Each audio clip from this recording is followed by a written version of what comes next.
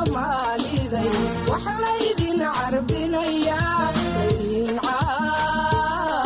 caawinaya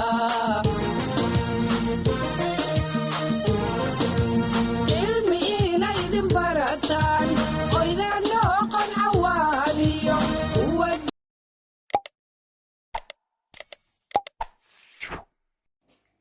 السلام عليكم ورحمة الله وبركاته كلنتي وعن وناكسن دمانتين ميل كستو أجوبتان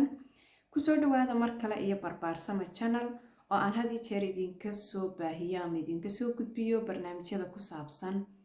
بربارين تيا تربية وناكسن عرورتا هادي أدوغ نوغو عصب تهاي سبسكرايب تابا سادوغا ميد نقطة صحابتا إيو والدين تنوغو حران هادي أدهورو نولا جوغتينا وادكو مهاتسان تهاي joogitaankaaga iyo inaad hore nooga mid noqotay gambaleelka furo siina sheer gare insha allah markan iyo mowduuceena waxa aynu ku soo qaadanaynaa su'aal dhowr waalid oo inagu xidhan ama barbaarsama channel bahdiisa ka mid ah inooga yimid taasoo ay shaki weyni kaga jiro in ilmahoodu uu hadalku ka soo raagay iyo in uu ilmahoodu yahay autismus ama uu haysto autismus ishtoqun xaaladaasi autismka inuu haysto ama la nool yahay okay markaas waxaynu isku dayeynaa in waalidiinta inta bal aynu kari karno maadaama anagu dhakhtar ahayn balse calaamadaha lagu garto iyo intii aan kari karo in aan idinla wadaago sida oo kale waxa aan si sharaf leh ugu casuumaya halkan hooyo kasta oo haysata ilmo autismus la nool ama haysta oo markaasi jecel in ay hooyooyinka kale u faa'iideyso qaabka ugu fudud ee loola dhaqmo cuntooyinka qaar oo hooyooyinku ay sheegeen inay dhinaca cuntada iyo ilmahoodaas ay isla dhiban yihiin iyo wixii khibrad ah ee ay ku dhaamaan ama ay kaga fiican yihiin hooyooyinka xaaladaasi ku cusub waxaan ku casuumayaa halkan barteenan barbaarsama channel iyo sida oo kale meesha aan ku leeyahay tiktok-ka taas oo had iyo jeer aan hooyooyinka si live ah uga wada gorfayno xaalado badan oo ku saabsan dhinaca barbaarinta iyo tarbiyadda markaas hooyooyinkaas waxaan leeyahay soo dhawaada commentkayga igu soo qora haddii aad diyaar u tihiin inaad ka qayb qaadataan insha allah horta marka aad dhagahaagu maqlaan ee ugu horeysa autismus muxuu yahay dadka badan waxa ay markiiba soo dhigtaan meesha inuu yahay xanuun autismus xanuun ma aha laakiin waa xaalad oo dareen ahaan iyo maskaxan iyo nafsiyan ah oo uu ilmahaasi kaga duwan yahay caruurta kale sida dareenka hadalka falcelinta iyo waxyaabo badan oo uu kaga duwan yahay caruurta kale markaas xanuun waxa loo yaqaanaa marka aad xanuunsato ama xanuun meel qof xanuunto kadibna kiniin la siiyo ama la daaweeyo ee uu dhammaado taas ayaa xanuun ah marka ilmahani ma aha ilmo maskaxda ka jiran mana aha sida ay inta badan Soomaalidu ku fikirayaan balse waa caruur u baahan in si gooni ah loola dhaqmo oo ma garanaysaa si ka duwan sida caruurta kale loo daryeelo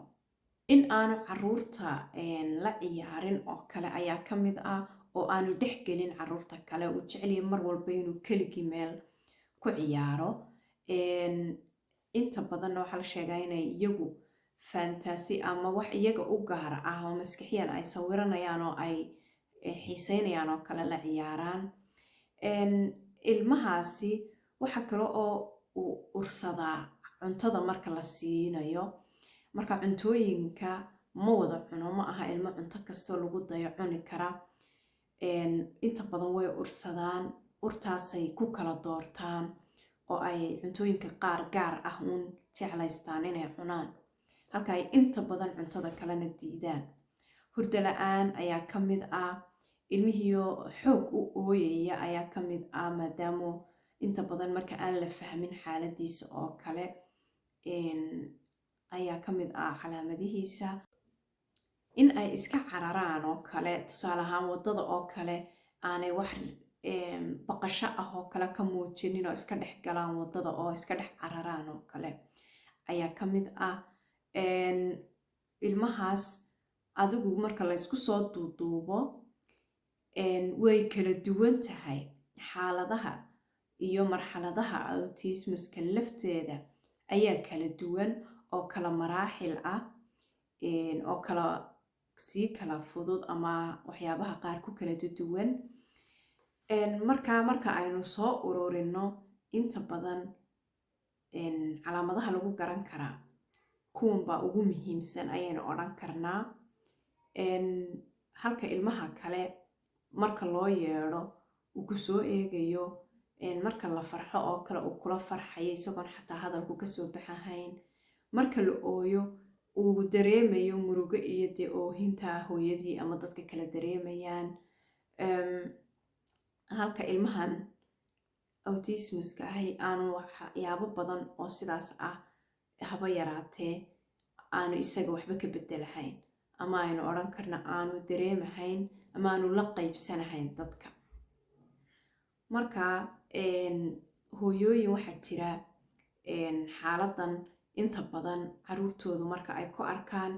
aan dhakhtar geynin oo kale, hooyooyin markii layidhi ay goobaha xanaanooyinka tageen ee la rabay inay ilmahooda la caawiyo wadankii kala baxsaday oo ilmahayga waali bay ku sheegayaan iyo waxyaabo noocaasa ku andacoonayay. Hooyooyinkaas waxaan leeyahay ilmihiina waxba umaydun tarin, waayo waxaad kala cararteen meeshii lagu caawin lahaa. Kuwa kalena waxaan leeyahay ilmihiina sida ugu dhaqsaha badan marka aad sidaa u dareentaan dhakhtarkiisa la kaashada. Goob kasta oo laydinku yidhaahdo caawima ayuu ka helayaana kula dadaala inaad geysaan oo la dadaala. Ilmaha autismuska haddii lagu dadaalo waa ilmo wax walba qabsan kara buu noqonayaa, wax badan qabsan karuu noqonayaa. Waxay ku xidhan tahay sida loo tababarayo unba ka duwan sida caruurta caadiga ah. Marka waxaan leeyahay hooyooyin baa jira dhinaca kale iyagoo aan haysan caruurta, balse hooyooyinka haysta caruurta autismuska ah dhaliil uga dhigo oo kale. Kuwaasna waxaan leeyahay allaha laga boqo. Ma ogid waxa kugu soo socda, ma ogid waxa kugu dhici doona. Sida hadda aad tahayna laga yaabaa inaanad ku waarin, lagumana waaro oo taas waan iska ognahay.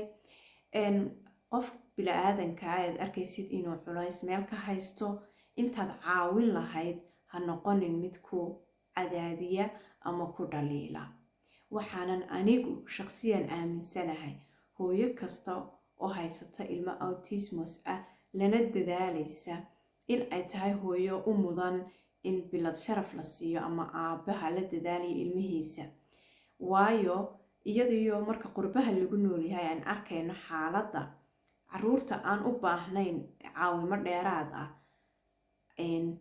sida loo hayo iyo yacni hawsha laga mudanayo, ayay iyagu hawshaas dheeraadka ah kasoo baxeen oo ay la dadaalayaan caruurtoodii. Mana mudna in lagu dhaliilo iyo in lagu niyad jabiyo midna. Intaas ayaan markan kusoo gabagabeynayaa barnaamijkeennan. Waxaan rajeynayaa inaad ka faa'iideen, siina sheer gareeya si u gaadho hooyooyin iyo aabbayaal badan iyo waalidiin insha allahu ay iskaga khaldanaayeen oo ka faa'iideysan doona marka ilmaha hadalku kasoo raago iyo marka uu autismus yahay. Hooyooyinkana mar labaad waxaan ku celinayaa halkan ku casuumayo kuna soo dhaweynayo insha allah caruurta autismuska haysta. Markastana waxaan idin leeyahay waalidiinta Soomaalidu ha noqdaan ama dadka Soomaalidu qaar isku naxa oo isku naxariista, balse aan iscaayin, isdhaliilin, oo waxyaabaha Ilaahay keenay ee qadar Rabbi ah aanay ka dhigin wax qofku gacantiisa kusoo iibsaday. tan iyo kulanti dambe insha allah waxaan idinkaga tegayaa asalaamu calaykum waraxmatullaahi wabarakaatu.